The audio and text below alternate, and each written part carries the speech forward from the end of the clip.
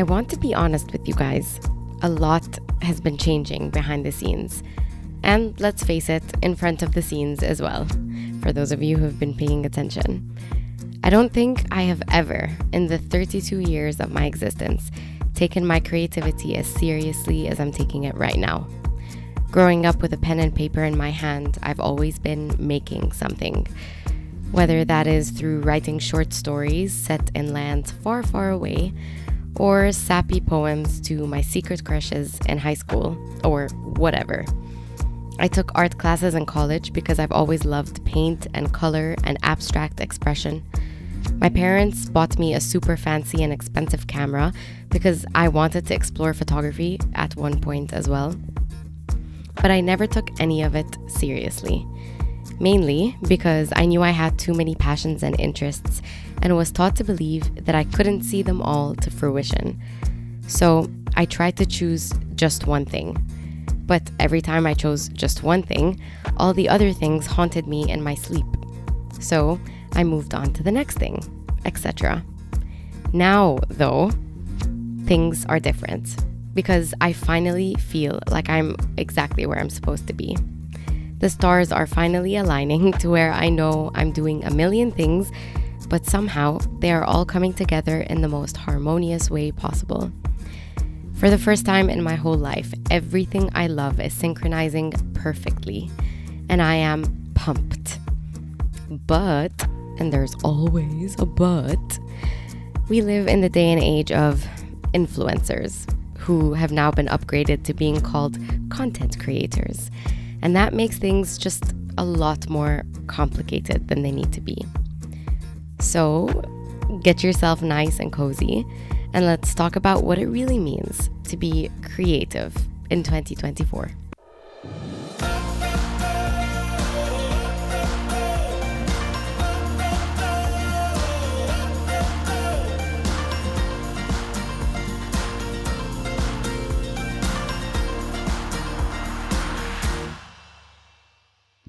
Hello, my friend, and welcome back or welcome here to the Being Aloud podcast. As always, I'm your host, Bibishay, and I'm very happy to be talking about the subject today because it's very relevant to where I am at in my life, which isn't new because everything I share about here on the podcast is always very relevant to where I'm at in my life.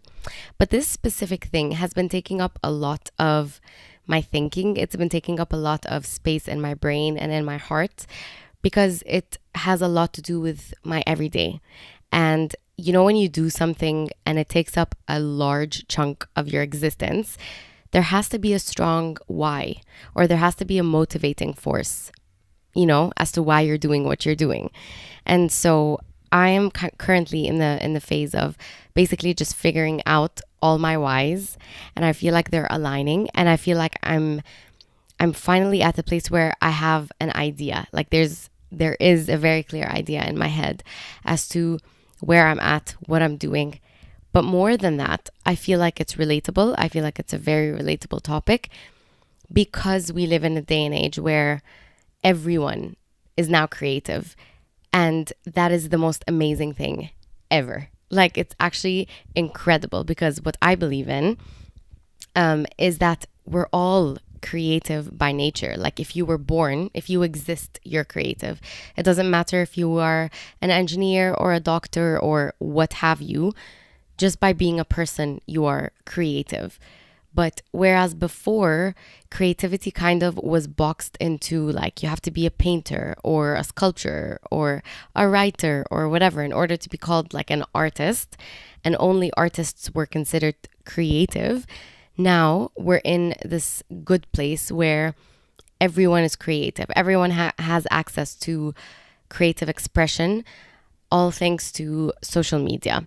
Now, I am not a big fan of social media, to be very, very, very frank and honest with you, which we're going to talk a lot about here on the podcast, like in this episode. It's not like I'm a big fan of social media at all, but I have to give credit where credit is due. And it's definitely all thanks to social media that everybody now has a channel through which they can be creatively expressive, where they can share about their lives in ways that spark joy and help other people feel like there's someone out there that's just like me. And so there are good things with social media, okay? But I want to start from let's start at the very beginning. Sound of Music. I love that movie. It's my favorite. Anyway, yeah, I want to start from the very beginning because this is something that has been possibly the biggest personal struggle and challenge of my entire life. I was born with a pen and paper in my hand, which is what I talked about in the introduction, right? Ever since I knew how to hold a pen and actually write words and then have words put together in a way that forms a sentence that actually means something, I have been writing. And you can ask my grandparents, you can ask my mom and my dad and my sister and my friends and everybody who knows me. I have been a writer for as long as I've been a person, basically. And it's always been my preferred mode of expression. So whenever I was younger, I would write my parents letters whenever we got into a fight or whatever. I would write them letters because otherwise I felt like I couldn't get my points across. And I knew that if I could, display my thoughts using the written word, that I had a higher chance of them understanding where I was coming from or why I was feeling the way I was feeling or whatever. And my mom to this day still has so many of the letters that I wrote her and my dad when I was younger. And she laughs because they're not the prettiest. I'm like, you made me so miserable. You made me so sad, like whatever. But she holds on to them because it's who I've always been, and it's sweet. And so I grew up knowing that I really want to be a writer. But then I kind of boxed myself in that box where I was like, because I've always known I want to be a writer, therefore that's all I can be. And therefore I didn't try to take anything else seriously because, like I said in the introduction, like I had so many creative passions. Like I've always loved art. I remember we had advanced placement courses, and my art teacher was like, you should really consider taking AP art because you are great at this and you should do it. And I was like, no, what, me, an artist? But I continued creating art anyway. Until I didn't. And then I picked it back up in 2022. Yes, when I started watercoloring again and finding myself in that kind of creative outlet. But again, it wasn't anything I was taking seriously. Or to put it more in a way that makes more sense, I think the reason why I didn't pursue any artistic kind of things is because I didn't see the point, really. If I can't use this art to actually sell my art or to actually make a living that way, then what was the point? But then I started having the same problem with my writing. If I can't use my writing to make money, then it can't be my job. But if my job takes up 3/4 of my day and it's not the thing that I feel in my chest I was made to be, then I'm wasting my time by having a job. And I don't know, I've been talking about this for a while, like over the last few episodes, I suppose, this idea of creativity and what it practically looks like. But I finally feel like I am in a place where I have enough flexibility with my actual job where I can be creating things on the side. And then I know that this is a blessing and a privilege that not everybody has. But I have just been so blessed with this privilege that I'm able to create content. I'm able to write. I'm able to create YouTube videos. I'm able to use my modes of self-expression, including watercolor painting and all that stuff on the side, as well as having a job. But the more that I have been writing and the more that I have been painting and the more that I have been creating content between quotes, between brackets or whatever, the more that I'm seeing that this is something that's a lot more than just the thing I do on the side after work. I'm finding that this is work. This is my vocation. I was made to be doing all these things. And now, for the first time, I joined Substack and now I write like long form things on Substack. And I also create long form videos on YouTube, things that all require a very long process. Like whether it's a video that I'm creating on YouTube or an article that I'm writing for Substack, regardless of what it is, it all requires a ton of like planning and thinking and then actually creating and then editing and then finally posting out into the public. And so this is where I was always meant to be, even though these things take so much time and so much effort. Like honestly, just today, before I turned on the camera and switched on my microphone to record this episode, I'm exhausted. Like honestly, I'm exhausted, and I feel like I'm creatively exhausted even. But this is a good kind of exhaustion, in my humble opinion. It's the kind of exhaustion that proves that I'm doing the thing that I was put on this earth to do, and I'm doing it so well and with so much work ethic that it's exhausting me. And that is a great place to be. So I'm not saying this to complain, but where does that fit into 2024? The day and age where, you know, the most popular kind of content creation outlets or whatever are like Instagram and TikTok and things where people are sitting on the toilet and scrolling, or avoiding the work that they should be doing and scrolling, or just procrastinating or whatever and scrolling. You know what I mean?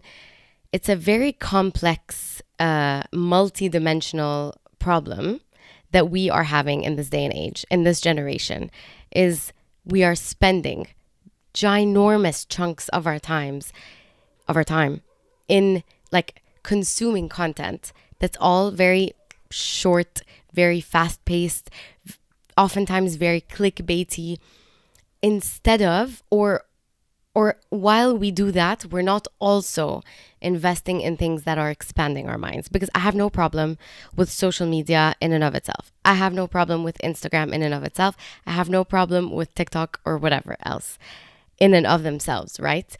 Because like I said, they are, you know, just channels where people can channel their creativity. And there are channels where people can, you know, put out funny content and kind of make your day better. Like I have endless examples of days where I was having a really crappy day, like really truly. And then at the end of the day, because of how crappy my day was, I didn't feel like picking up a book and reading, which is what I usually do at the end of a day. Instead, I would like scroll on Instagram, and all the hilarious videos would just end up making my day. And a day that's maybe it started off really bad or continued being really bad will end on like a really uplifted note. And so, I mean, I like Instagram. I like all these things. They're great distractions, if you can call them that, from what it really means to be a person. They are great distractions from the reality of being here and the difficulty of life and the challenges that we all face. You know, they're distractions. And so this is where my problem comes in, right? If all we are creating is short form, clickbaity content, and all we are consuming is short form, clickbaity content, then what are we using our brain matters for? And if we are basically wasting our brain matter, because if all you're doing is consuming this content, then you are wasting your brain matter. If you're not exposing yourself to things that stretch your brain and create new neural pathways in your brain for new information to come in and new thoughts to kind of trigger questions in your mind and things like that, then you are wasting your brain matter. I am wasting my brain matter. And therefore, when real life hits, when we're faced with traumatic events, when, I don't know, our dog dies or someone we love dies, or a friendship goes south, or we break up or get a divorce, or like the list could literally go on and on and on. When these things, the real things happen, we don't have tools in our toolkit by which to become stronger, more agile beings so that we can rise above the difficulties and become better people for them. And that is why, in my humble opinion, I believe that this generation, people living in 2024, especially like millennials maybe, and then definitely Gen Z, I think, have much higher rates of like, I don't know, mental health issues. Like there are so many mental health issues. I mean, of course, it's a much more complicated conversation than just that. But I have to believe like something inside me, something inside my brain and the way that I think just puts two and two together and thinks, no wonder our mental health as a generation, as the human race on this planet in this day and age is so bad, is because we're not giving our brains, we're not giving our minds the time and the space to consume actual edifying content. Which isn't to say that every piece of content on Instagram or TikTok is not edifying or is not challenging to the brain or whatever. But like, you know that if you're being honest with yourself right now for just a moment, that most of the content that we at least enjoy consuming online is feel good content. And if it's not feel good content, it's perfectly curated content so that when our lives don't look like what we see on Instagram, we struggle. And then entryway to health, mental health issues. You know what I mean? And to me, as a content creator, I've struggled with this idea of like content creation. It started off with people wanting to be influencers, people wanting to be famous, which I've already talked about in a previous episode. And that's how it kind of started. And I never wanted that. But I actually did have content that I wanted to share with the world. Actual content. Ways by which I'm responding to the world around me that I feel like I want to share with people around me. Like if a thought crosses my mind and then I find myself spending like hours before bed thinking about it or journaling about it, or I find myself going in a spiral and taking a 45-minute shower instead of a 10-minute shower because I have this thought on my mind, I want to share it. I want to process it externally with people, and I want people's opinions, and I want to have a conversation about it. And so that's just the way I've always lived my life. And that's why the content that I create, I guess, doesn't blow up like other people's contents online, is because it requires a sit down. Like at the end of every introduction to every episode of this podcast, I tell you to like grab a drink or make yourself comfortable because let's sit down and have a conversation. Like let's sit down and have a conversation. Or if I write a long form piece on Substack, in order for you to read like a 7-minute article or a 9-minute article, you need to still yourself. You need to prepare your brain. You need to create new neural pathways in your brain that prepare you to sit down and follow a long thought through, right? Which isn't what Instagram asks of us, which isn't what Twitter most of the time asks of us, or X, and it's not what TikTok asks of us either. They're all very fast-paced, very light-hearted things. And so that's why people on Substack are the kinds of people who will, like, they are either writers or they appreciate long-form writing, and therefore people there read your full articles, and then we have long conversations, and it's a very great, like, hope-giving platform that I've recently discovered on the internet. But if you really think about it, the doom scrolling, how much time do you think you spend doom scrolling per doom scrolling session? Probably like no less than 10 minutes.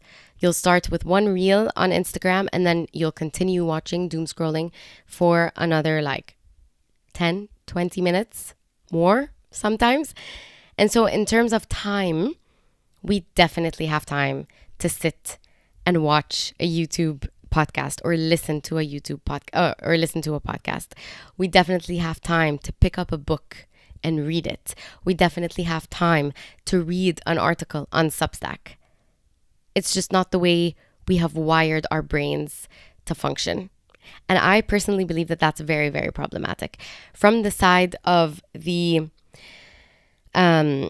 creator's perspective, someone who, like me, I want to I want to create meaningful content. I want to create content that requires a high degree of mental engagement so that you're left with something to think about. You're left with food for thought.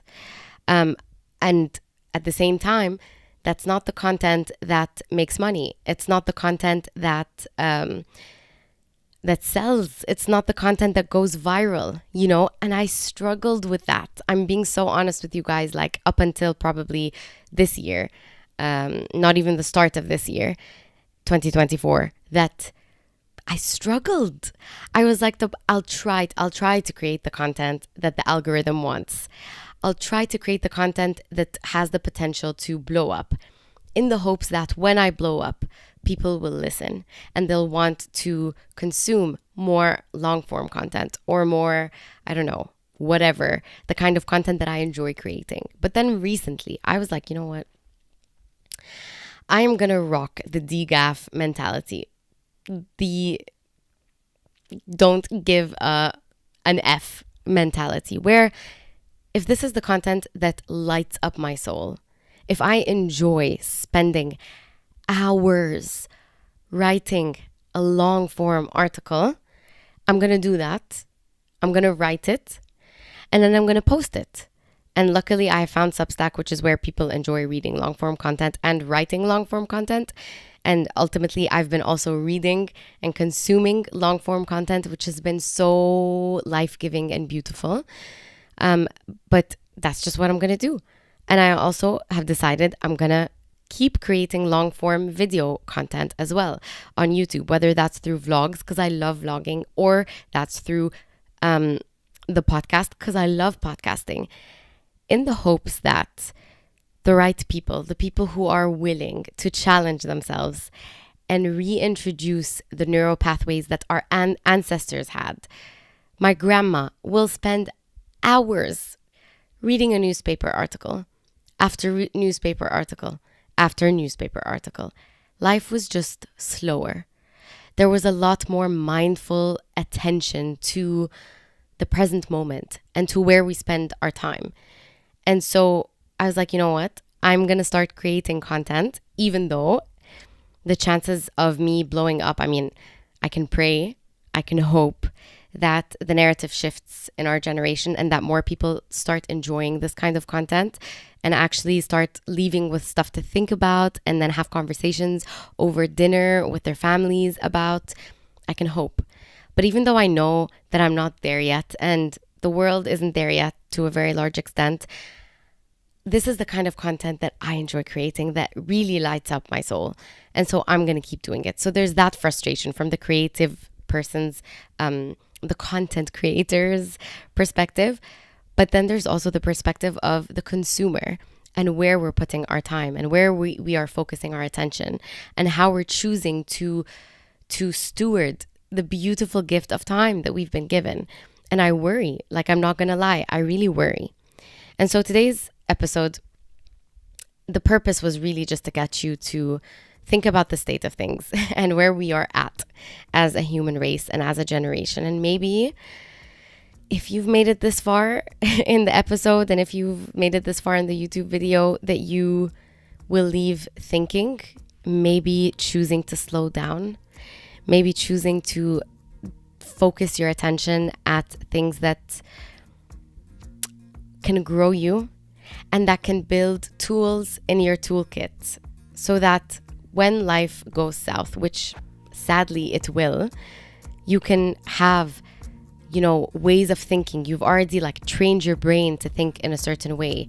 You've trained your brain to be resilient, to be willing to, you know, stay focused for longer periods of time and pay attention for longer, so that when life does go south, you have stuff in your arsenal. You have tools in your arsenal to kind of combat life. And in the meantime, I'm just hoping that if this is an initiative you're enjoying, if this is an initiative you believe in, that you would spread the word, that you would start sharing people's content, such as my content, which to me is so cringy to like ask you to share my content and to like and subscribe. Every time it's cringy. But I work really, really hard. And content creators like me, we work really, really, really hard to come out with an episode, or to come out with a video, or to come out with an article or whatever. And it means the world when people see the value in that and then choose to, share and spread the word. And maybe we can work together towards, making future generations a little more agile, a little more able to steward their time well, and a little slower, just more mindful, more careful of what they're consuming and why they're consuming it.